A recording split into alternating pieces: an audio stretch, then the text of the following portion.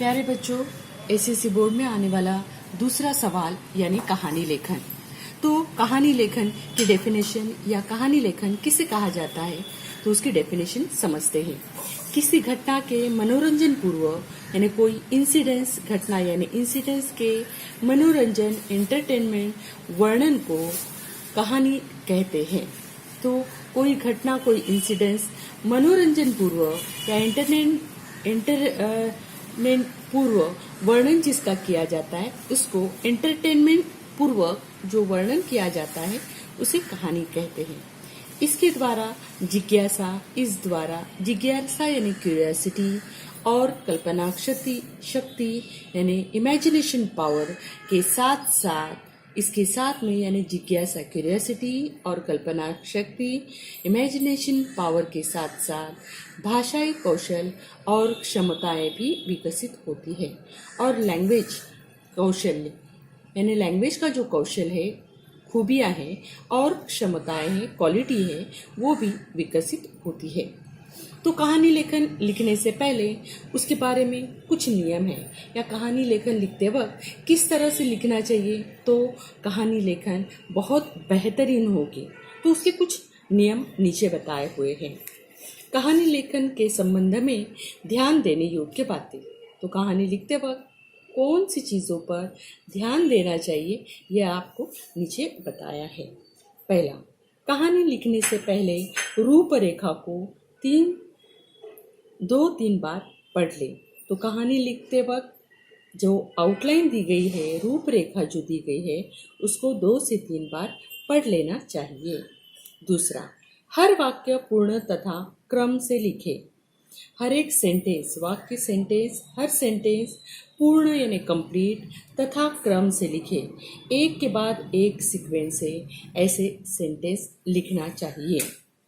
तीसरा, कहानी का सही विस्तार होना चाहिए। तो कहानी लिखते वक्त सही विस्तार से लिखनी चाहिए। उसका विस्तार, डेफिनेशन, एक्सप्लेनेशन जो किया जाएगा वो सही विस्तार से होना चाहिए। चौथा, भाषा सरल तथा मुहावरेदार होनी चाहिए।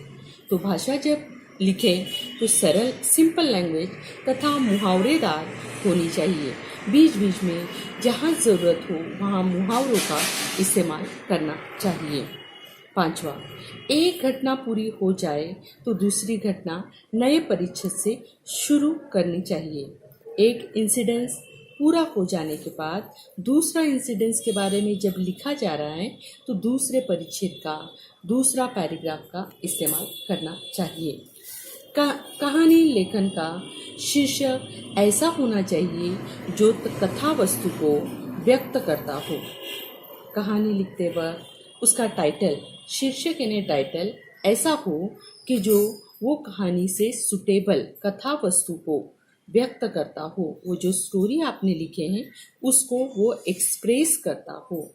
कहानी कुछ लिखे, शीर्षक कुछ लिखे तो नहीं चलेगा। इसीलिए कहानी को सुटेबल ऐसा शीर्षक, टाइटल होना चाहिए। शीर्षक संक्षिप्त और आकर्षक होना चाहिए। तो टाइटल जब लिखो तो संक्षिप्त, शॉर्ट फॉर्म में और आकर्षक, अट्रैक्टिव होना चाहिए। शीर्षक लंबा चौड़ा न हो। शॉर्ट फॉर्म में छोटे से कम शब्दों का इस्तेमाल करके और आकर्षक शब्दों का इस्तेमाल करके शीर्षक लिखना चाहिए। सातवां, शीर्षक और सीख यदि नहीं भी पूछे गए तो भी लिखना अनिवार्य है। टाइटल और क्या सीख मिली ये कहानी से, ये दोनों भी अगर सवाल में नहीं पूछे गए तो भी लिखना ज़रूरी है, अनिवार्य है, यानी कंपलसरी है। अगर नहीं पूछा जा रहा है फिर भी आपको सीख और शीर्षक, टाइटल दोनों भी अनिवार्य लिखना ज़रूरी है। कहानी के प्रसंगानुसार वातावरण का निर्माण होना चाहिए। इंसिडेंस के हिसाब से वहाँ पर जो भी कहानी लिख रहे हैं वो वातावरण, क्लाइमेट के हिसाब से वहाँ पर निर्मित होना चाहिए। जैसे बाज़ार का सीन बता रहे हो तो बाज़ार के बारे में लिखना चाहिए। अगर शहर का सीन लिख रहे हो तो शहर की जानकारी दी जानी चाहिए। उदाहरणार्थ, यदि गांव में कहानी घटती है तो अगर कहीं एग्जाम्पल तौर पर बता रहे हैं कि यदि गांव में कहानी घटती है या गांव की कहानी के बारे में बताया जा रहा है तो उस वक्त गांव के बारे में लिखना अनिवार्य है। का रोचक व सही वर्णन अपेक्षित है। तो गांव के बारे में अगर बता रहे हो तो उसका सही वर्णन, वहाँ के क्लाइमेट का, वहाँ के बातों का सही वर्णन अपेक्षित है, ज़रूरी है। लास्ट, कहानी में आए संवाद अवतरण चिन्ह में लिखना अपेक्षित है। तो जो कहानी लेखन लिखते वक्त जो भी किसी के डायलॉग आए हैं, सेंटेंस आए हैं, तो वो उसको लिखते वक्त अवतरण इन्वर्टेड कॉमा का इस्तेमाल होना ज़रूरी है। यानी कोई भी डायलॉग जो बोल रहा है तो उसका लिखा हुआ सेंटेंस अवतरण चिन्ह इन्वर्टेड कॉमा में लिखा होना अपेक्षित है। कहानी लेखन के प्रकार। तो चलो बच्चों, कहानी लेखन के मुख्य 3 प्रकार हैं। कहानी लेखन 3 प्रकार में लिखी जाती है। तो कहानी लेखन के प्रकार 3 हैं। पहला है सहायक शब्दों के आधार पर। तो पहला कहानी का टाइप है सहायक शब्दों के आधार पर। सहाय, हेल्पफुल ऐसे वर्ड्स दिए जाते हैं, उसके ज़रिए कहानी कंप्लीट करनी होती है। यानी सहायता के लिए कुछ शब्दों का इस्तेमाल दिया जाता है सवाल में और उसको लेकर आपको वो शब्दों का इस्तेमाल करके आपको कहानी में इस्तेमाल करना होता है। दूसरा, मुद्दों के आधार पर। मुद्दों के आधार पर मतलब आउटलाइन के आधार पर। जो आउटलाइन दी जाती है उसको आपको इस्तेमाल करके आपको कहानी लेखन करना होता है। और तीसरा है सुवचनों या कहावतों के आधार पर। कुछ सुवचन, कुछ अच्छे वचन दिए जाते हैं, कुछ अच्छी सेंटेंस दिए जाते हैं या कहावतें दी जाती हैं, उनके आधार पर कहानी लेखन किया जाता है। इस तरह से कहानी लेखन के मुख्य 3 प्रकार हैं। लेकिन एसएससी बोर्ड में इन पहले और तीसरे कहानी लेखन का प्रकार ज़्यादातर इस्तेमाल में नहीं आता। तो इस्तेमाल में आता है दूसरा प्रकार, जो है मुद्दों के आधार पर कहानी लेखन करो। तो ये कहानी लेखन करते वक्त मुद्दों के आधार पर कहानी लेखन ज़्यादातर एसएससी बोर्ड में पेपर में ये सवाल पूछा जाता है। तो एसएससी बोर्ड में कहानी लेखन का अंकदान कैसे किया जाता है? जैसे हर एक सवाल का किस तरह से अंकदान करना चाहिए उसकी जानकारी दी जाती है, उसी तरह से कहानी लेखन का अंकदान किस तरह से करना चाहिए उसके बारे में मैं आप लोगों को बता रही हूँ। पहला है शीर्षक, टाइटल। शीर्षक के लिए आधा गुण दिया जाता है, टाइटल के लिए आधा गुण होता है। सिर्फ और सिर्फ आधा गुण ही शीर्षक के लिए होता है। दूसरा है प्रभावी तथा प्रवाही विषय। प्रभावी, अट्रैक्टिव तथा प्रवाही, प्रवाही यानी बहते जाने वाली, स्मूथली चलने वाली, ऐसा विषय। जो आप लोग प्रभावी तथा प्रवाही विषय लिख रहे हो तो उसके लिए आपको 2 गुण मिलते हैं। जैसे कि अट्रैक्टिव और स्मूथली चलते जाने वाली स्टोरी अगर आप लोग लिख रहे हो तो उसके लिए 2 गुण प्राप्त होते हैं। तीसरा, मुहावरेदार तथा रोचक और शुद्ध भाषा शैली। मुहावरेदार, मुहावरों का इस्तेमाल किया हुआ हो तथा रोचक और शुद्ध भाषा शैली और तथा शुद्ध लेखन की गलतियां कोई न हो और रोचक ऐसी भाषा का इस्तेमाल करके लिखा गया हो तो उसके लिए 1 गुण प्राप्त होते हैं। और चौथा, सीख, यानी आपको कहानी से क्या सीख मिली है ये आप लोगों को अच्छे से बताते आना चाहिए। सही सीख, कहानी से योग्य, सुटेबल ऐसी सीख अगर लिखते हो तो उसके लिए आधा गुण। इस तरह से कुल मिलाकर कहानी लेखन के अंकदान का 4 गुण बताए जाते हैं। और यही है कहानी लेखन के अंकदान। तो चलो बच्चों, आज हम कहानी लेखन का एक टॉपिक लेते हैं और उसके मुताबिक कहानी लेखन करते हैं। तो किस तरह से सवाल पूछा जाता है? निम्नलिखित मुद्दों के आधार पर 60 से 70 शब्दों में कहानी लिखकर उसे उचित शीर्षक दीजिए तथा सीख लिखिए। तो जो निम्नलिखित पॉइंट्स दिए गए हैं, मुद्दे दिए गए हैं, उसके आधार पर 60 से 70 शब्दों में कहानी लेखन उचित शीर्षक दीजिए और सीख लिखिए और कहानी लेखन कीजिए। यानी 60 से 70 शब्दों का इस्तेमाल करके आपको उचित टाइटल भी देना है, सीख भी देना है और फिर कहानी शुरू करना है। तो चलो शुरू करते हैं कहानी। एक लड़का डैश रोज निश्चित समय पर घर से निकलना, रोज वो टाइम पे घर से निकलता था। डैश वृद्धाश्रम में जाना, ओल्ड एज होम में जाना, माँ का परेशान होना। डैश सच्चाई का पता चलना, सच्चाई माँ को पता चलना, गर्व महसूस होना और गर्व महसूस होने जैसा वो बच्चे का काम करना, ये सोचकर माँ खुश हो जाना। जब भी आप लोग कथा लेखन लिख रहे हो उस वक्त अगर आउटलाइन पढ़ने के बाद में आपको समझ में आ गई है या आप लोगों को योग्य शीर्षक देना है, ये समझ में नहीं आ रहा होगा, तो शुरू में 2 से 4 लाइन, नए पेज पर 2 से 4 लाइन ऊपर के साइड में शीर्षक के लिए जगह छोड़ दीजिए और फिर शुरू कीजिए कहानी लेखन। कोई भी कहानी लेखन देते वक्त उस वक्त आपको उस गांव का, शहर का जो भी जानकारी है वो देना, कोई बच्चे का जिसका भी नाम देना है वो आप अपने हिसाब से दे सकते हो। तो चलो कहानी की शुरुआत करते हैं। तो विजयनगर में राजन नाम का एक लड़का अपनी माँ के साथ रहता था। तो विजयनगर में राजन नाम का एक लड़का अपनी माँ के साथ में रहता था।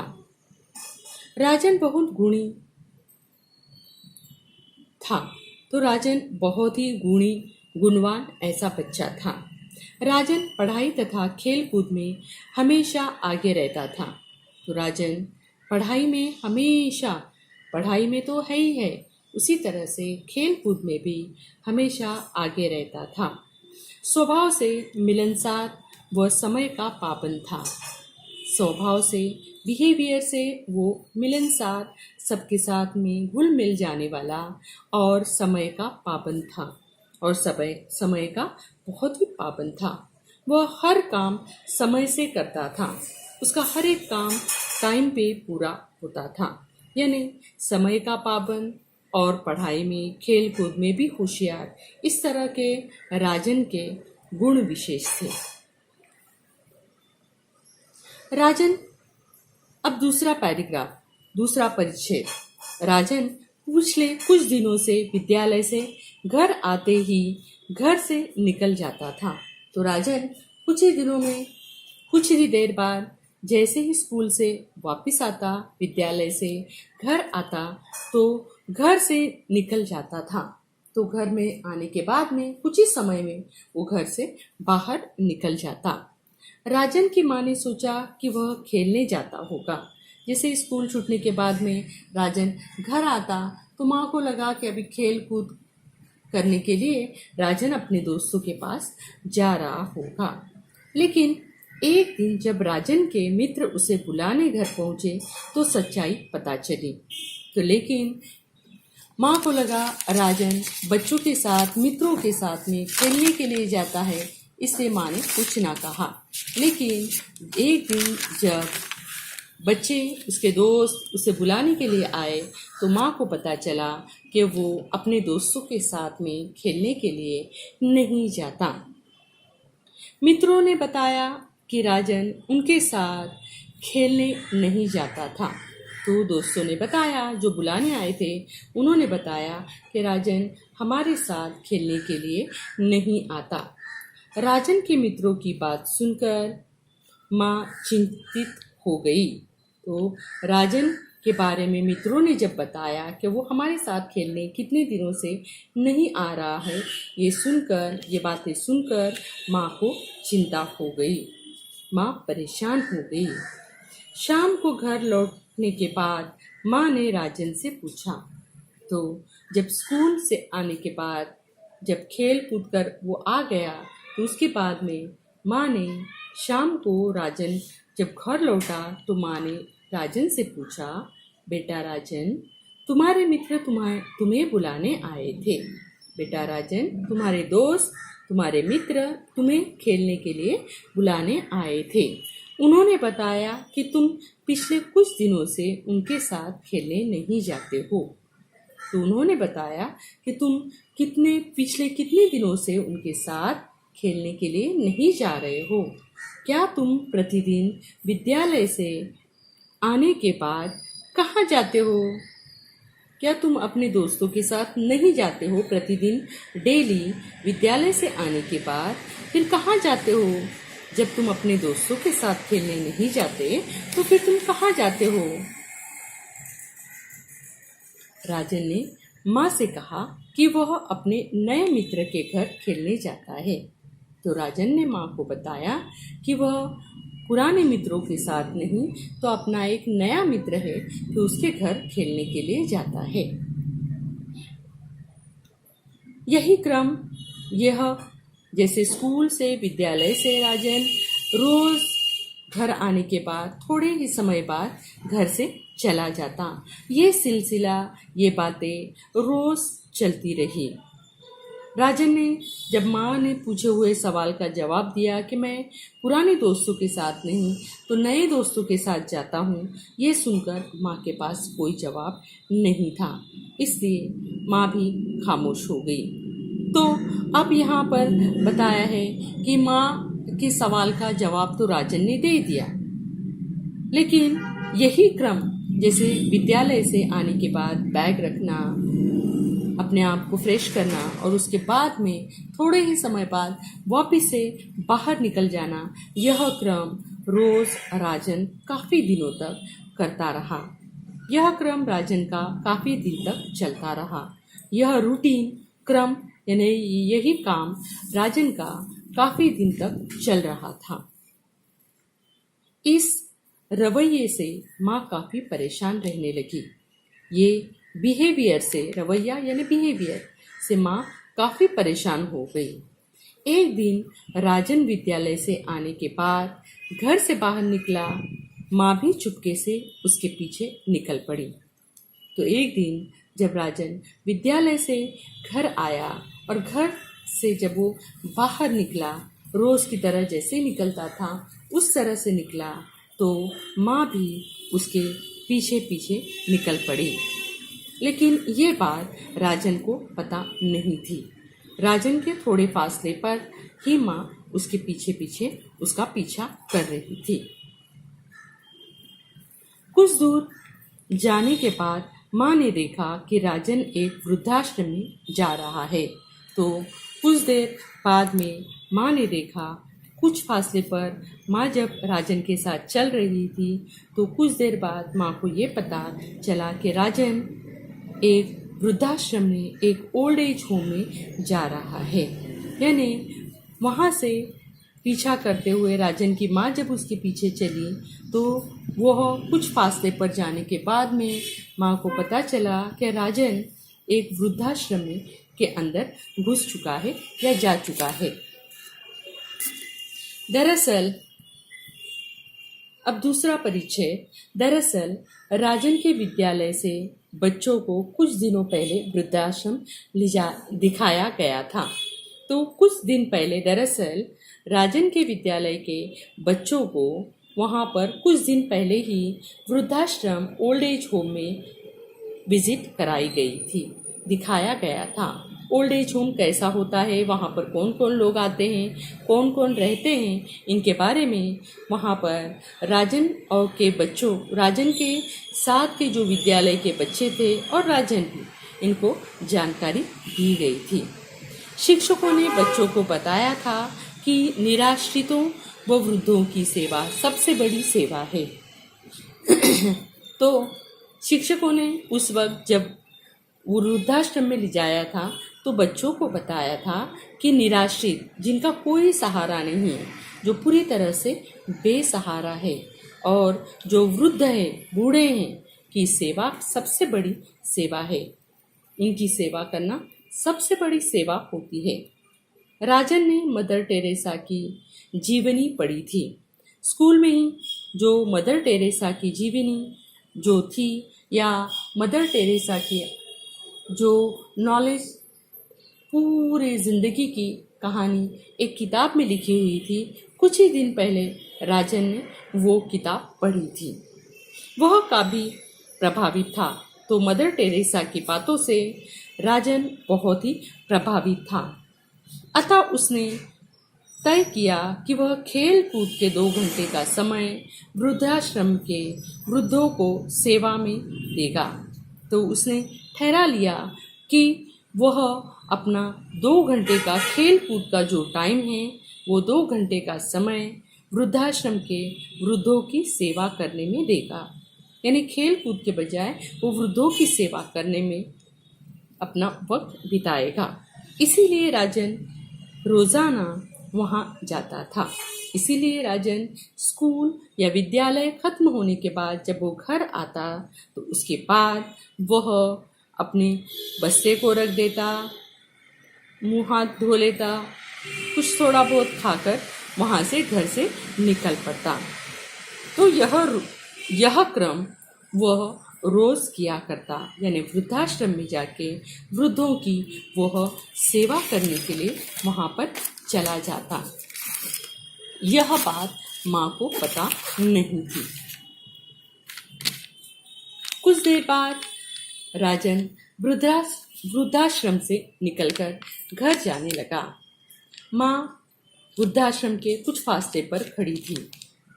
माँ को पता ही नहीं था कि अंदर जाकर राजन करता क्या है। लेकिन कुछ देर बाद राजन वृद्धाश्रम से बाहर निकला, घर जाने के लिए निकला। तो माँ वृद्धाश्रम में पहुंची। तो माँ वहाँ पर वृद्धाश्रम में जाकर अंदर पहुंची। वहाँ जाकर जब राजन की माँ को सच्चाई का पता चला तो उसे अपने बेटे पर गर्व महसूस हुआ। तो जैसे ही अंदर गई, राजन के बारे में उसने थोड़ी पूछताछ की। यहाँ पर ये बच्चा क्या करता है, काय के लिए आता है, ये कुछ सवाल पूछे। और जब उसे पता चला कि वहाँ पर जो बूढ़े निराश्रित वृद्ध लोग हैं, उनको किस तरह से राजन मदद करता है, उनको किस तरह से हेल्प करता है, ये जब राजन के माँ को पता चला तो वह खुश हो गई। यानी मेरा बेटा कोई गलत जगह पर या गलत काम नहीं कर रहा है, ये सोचकर उसे खुशी हुई और उसे गर्व भी महसूस हुआ कि मेरा बेटा एक बूढ़े बुजुर्गों की सेवा कर रहा है, उनके लिए अपना वक्त बिता रहा है। ये सोचकर उसकी माँ बहुत खुश हो गई। यानी यह सब बातें वृद्धाश्रम में जाने के बाद राजन के माँ को पता चली। जब तक तो माँ ने सोच लिया कि पता नहीं ये बच्चा क्या गलत रास्ते पर जा रहा है, क्या गलत कर रहा है, पूरी जानकारी न होने की वजह से माँ चिंतित थी। इस तरह से कहानी को वाक्यों के जरिए बढ़ाया जाता है। तो 60 से 70 वाक्यों का इस्तेमाल करके, शब्दों का इस्तेमाल करके आप कहानी लेखन कर सकते हो। इसी तरह से आपको कहानी लेखन करके आनी चाहिए। तो आप आखिरी सवाल या आखिरी चीज़ जो लिखने की बाकी रह गई है वो है सीख। यानी आपने इससे क्या सीखा। तो ज़रूरतमंदों की मदद व सेवा करनी चाहिए, यह आपने सीखा। यानी ज़रूरत जिनको है उनकी ही मदद होनी चाहिए। जिनको ज़रूरत नहीं है उनकी जाकर मदद करो या सेवा करो, उसमें कोई मतलब नहीं, ना ही कोई इससे सवाब हासिल होता है। तो ऐसे लोगों की मदद करो। ऐसी मदद होना चाहिए कि जो ज़रूरतमंद हो और उनकी सेवा से उनका लाभ हो। इस तरह से सीख लिख दिए, पूरी कहानी के बाद में सीख लिख दिए कि ज़रूरतमंद की मदद व सेवा करनी चाहिए। ये हो गई सीख। लेकिन हम अभी तक भी वहाँ पर शीर्षक यानी टाइटल लिखना रह गया है कि अब इससे हमने क्या हासिल किया या हमको टाइटल क्या होना चाहिए। तो ऐसा भी हो सकता है सेवाभावी बालक या राजन के द्वारा मदद, ये भी हो सकता है। तो सेवाभावी बालक यह कम से कम वर्ड्स में ज़्यादा से ज़्यादा अट्रैक्टिव लगने वाला ऐसा शब्द है। इसी तरह से यहाँ पर शीर्षक दिया गया है सेवाभावी बालक।